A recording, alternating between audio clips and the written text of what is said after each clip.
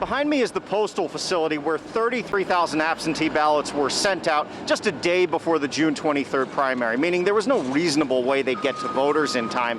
And we've seen a number of issues here in New York State, from postmarking issues to signature issues to slow counting issues. You'd think with all of that, there'd be more of a scramble to fix things ahead of the November election, especially with recent comments by President Trump. But things are moving very slowly.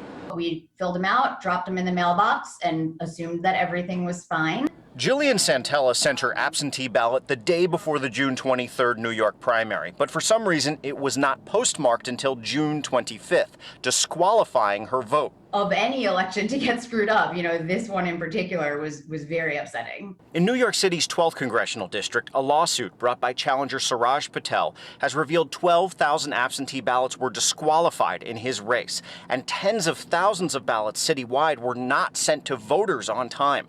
Patel has been frustrated by the state's inability to adapt to a mostly mail-in election, which has created issues that have allowed President Trump to make a case against mail-in voting. It'll be fixed, it'll be rigged. The president is wrong.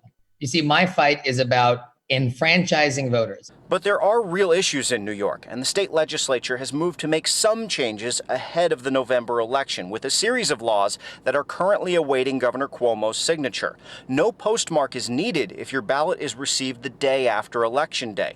Voters will also get notified if their ballots are disqualified for issues that can be easily fixed, like a missing signature. And local election boards can begin processing absentee ballot requests much sooner this time. But missing are changes like ballot tracking. We don't have to reinvent the wheel here on vote by mail.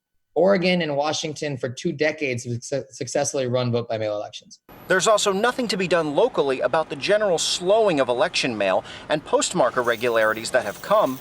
This responsibility is an exciting one.